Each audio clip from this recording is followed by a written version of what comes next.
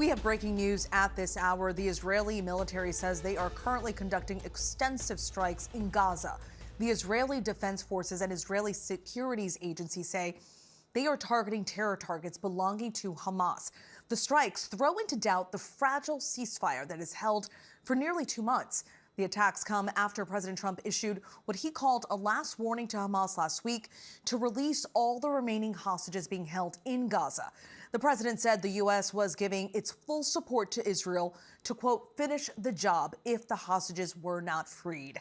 And just a short while ago, President Netanyahu said Israel will increase its use of force against Hamas going forward, accusing Hamas of repeatedly refusing to release the hostages and rejecting mediation offers. Here to discuss how this ceasefire agreement could fall apart and Israel's next steps is ABC News correspondent Matt Gutman, who joins us by phone right now. Matt, Prime Minister Benjamin Netanyahu just told the public why the ceasefire agreement broke down. Can you share that with us? He basically said that Hamas, Stephanie, did not accept this Witkoff proposal. They've been talking about this for a couple of weeks now.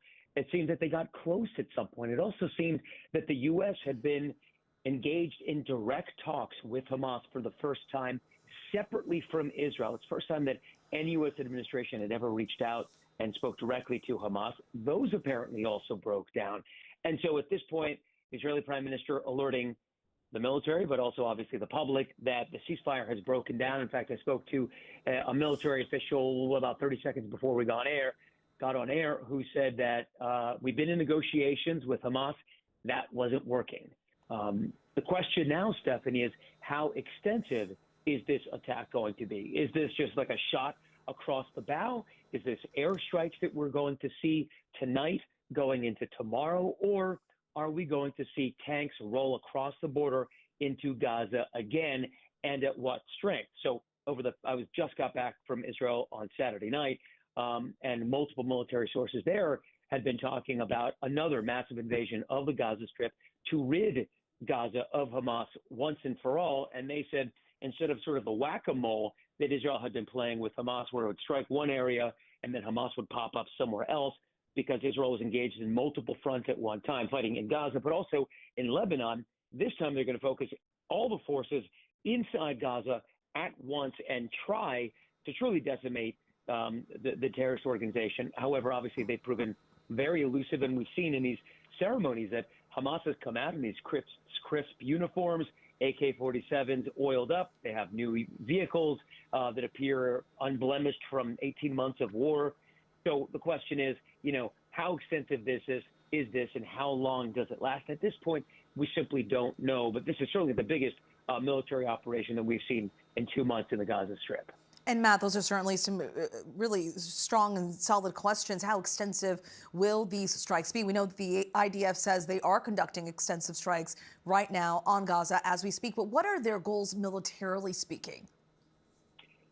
It sounds very easy to say, Stephanie, and we've heard this from Israel's Prime Minister Benjamin Netanyahu so many times, right? It's to destroy Hamas. The question is, what does that look like? And the biggest question that Israelis are asking is public, what happens to the hostages? You fought this war to repatriate the hostages. You entered those negotiations to repatriate those hostages, but where are they? So there are 59 hostages, living and dead. A very senior source told me that Israel believes at this point that there are only 21 living hostages. And it seems that Israel may be willing to roll the dice here. Unclear how far they're willing to go and risk the lives of the remaining hostages in order to try to hit areas that they hadn't hit before, like the center of Gaza, which is largely still intact because that's where it was believed that the Israeli hostages were being held.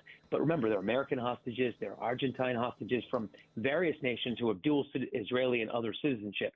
So it's very complicated, and many Israeli rank-and-file folks are just wondering, well, what's going to happen? Are these other people going to get killed? That's a very major fear, and that's going to be very hard for Netanyahu to play. He's got a lot of pressure coming from his base to keep fighting, but a lot of the rest of Israel says, no, we need to get those hostages home any way we can, Stephanie. Absolutely, and the families of those 59 hostages also Exactly. awaiting news and wanting to see their loved ones. Matt, thank you so much for your time. We want to turn now to retired General Doug Lute, a former U.S. ambassador to NATO. Sir, thanks so much for joining us. Days ago, President Trump's envoy, Steve Witkoff, proposed a new agreement that would last until April 20th, which detailed the release of these hostages. What could these latest strikes possibly mean for the fate of those hostages? I know Matt just touched on it a few moments ago, but what could this mean for those individuals, dead or alive? Well, I think what we've seen, if these reports are right, and if the early reports that Israel is going to resume full-scale military operations prove accurate, it proves that these sorts of ceasefire deals, like this one, which is now 2 months old, are exceptionally fragile. And they're fragile because neither party, in this case, neither the Israelis nor Hamas, have any reason to trust one another. So there's no trust, and the slightest wrinkle in the pattern, the phased approach to the ceasefire, the slightest wrinkle, the slightest dismissal can lead to a renewed conflict. And I think that may be what we're seeing. We should remember that this phase one of the ceasefire was supposed to have been completed 2 weeks ago on March 1st. So we may see a return to full-scale violence. And of course, that spells a disaster for the remaining hostages and for the prospect that eventually a peace could be brought to bear on this conflict. And Israelis have always wanted eradication of Hamas, but they're still in Gaza. Could this war continue until Hamas is completely out of the picture? Well, I think that what we're coming to grips with is that the complete destruction of Hamas is likely beyond the military capability of the state of Israel. Unless Israel is going to fully occupy Gaza indefinitely and rule it, it is almost impossible to eradicate completely Hamas. And we've seen reminders of this. As your report indicated just a few minutes ago, we've seen reminder that Hamas persists.